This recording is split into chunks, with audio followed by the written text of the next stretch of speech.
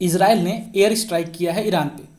अब ये air strike होने वाला था, ये तो सबको ऐसा प्रतीत हो चुका था। क्यों? क्योंकि जब अक्टूबर 1 को ईरान ने इसराइल पे बहुत सारे मिसाइल्स दागे थे, तब सबको लगा कि अब इसराइल जो है रिटेलिएट करेगा। लेकिन इसराइल कैसे रिटेलिएट करेगा ये किसी को अंदाज़ा नहीं था कि इसराइल जो है किस तरह अटैक करेगा।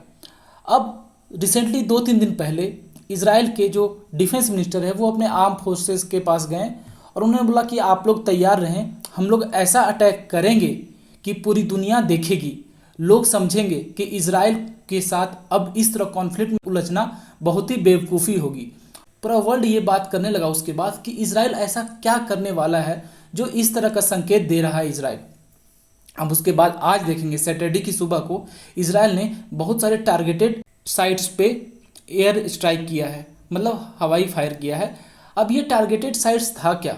बताया जा रहा है कि मेनली मिलिट्री इंस्टॉलेशन पे इसराइल ने अटैक किया है। अब आप देखेंगे बीबीसी हो या फिर इंडियन मीडिया हो, हर कोई इसको कवर कर रहा है। यहाँ पे देखेंगे hours after Israeli attack on Iran, Hezbollah says it launched drone strikes on Israel's तेल। अब देखेंगे सीरियस यहाँ पे सिचुएशन हो चुका है, क्योंकि इसराइल ने जब अटैक किया ईरान पे, तब ईरान की तरफ से एक स्टेटमेंट आया जो बहुत ज़्यादा कंसर्निंग है। पहले क्या लग रहा था कि ठीक है, इसराइल ने अटैक किया है ईरान पे, इसके बाद इसराइल ने अपने तरफ से बोला कि अब हो चुका है, जो हमारा टारगेट था ईरान में हमने कंप्लीट कर लिया है। तो बात इतनी सी थी कि ईरान ने अटैक किया, उसके बाद इसराइल ने अटैक किया, तो अब जो है वो थम जाएगा। सबसे पहले तो ये इस बात का थोड़ा सा वर्ल्ड को सुकून मिलेगा कि इसराइल ने ये टारगेट कंटिन्यू नहीं किया, ये अटैक कंटिन्यू नहीं रखा, क्योंकि एक टाइम पे ऐसा बताया जा रहा था कि इस बार जो इसराइल का अटैक होगा बहुत ज़्यादा मैसिव होगा। कहीं कहीं तो रिपोर्ट्स में ये भी आ रहा था कि 12 आवर्स 12 घंटे तक जो है ये अटैक चलेगा। तो समझते हैं आप, अगर 12 घंटा कंटिन्यू अगर ये अटैक चलता तो फिर क्या सिनेरियो रहता, ईरान का क्या हाल होता। लेकिन यहाँ पे कुछ वेव्स में इसराइल ने अटैक किया, उसके बाद यहाँ पे रहने दिए। लेकिन अब सिचुएशन कंसर्निंग क्यों हो जा रही है? क्योंकि इसके बाद ईरान का जो स्टेटमेंट आया है वो बहुत ज़्यादा कंसर्निंग है। ईरान ने कहा है कि Iran says it has duty to defend itself against Israeli strikes. Iran का साफ साफ यहाँ पे न्यूज़ आया, मैसेज आया पूरे वर्ल्ड के लिए कि ईरान का ड्यूटी है डिफेंड करना इजरायली स्ट्राइक्स के खिलाफ। और इसको सपोर्ट किसने किया? हमास ने, सऊदी अरबिया ने, लेबनान ने। इन लोगों ने बोला कि हाँ, ईरान का यहाँ का उसका राइट है डिफेंड करना इजरायली स्ट्राइक्स के खिलाफ।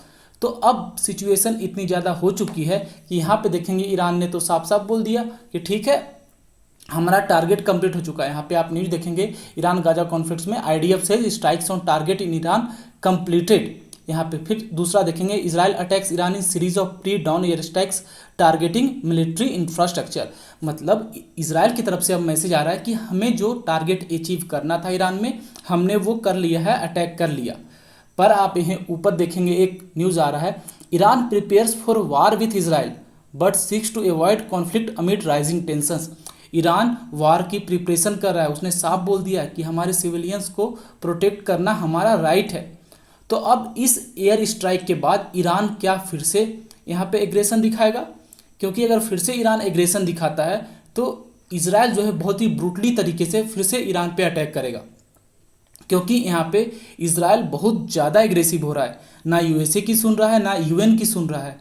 जिस तरह से इसराइल अटैक कर रहा है, आप इसका सीक्वेंस देखेंगे तो किसी भी बड़े से बड़े इंस्टीट्यूशन हो या फिर कोई भी बड़ा से बड़ा लीडर्स हो, इसराइल किसी की नहीं सुन रहा है, वो लगातार अटैक कर रहा है। और इस तरह ईरान का जो स्टेटमेंट आया है कि वो अपना हक के लिए लड़ेंगे, अपने सिविलियंस के लिए लड़ेंगे, हर जो एग्रेशन हो रहा है कोई भी बाहर फॉरेन कंट्री से, उसका जवाब देंगे। अब यहाँ पे ये सिचुएशन क्यों ज़्यादा ग्लोबल कॉन्फ्लिक्ट की ओर बढ़ रहा है?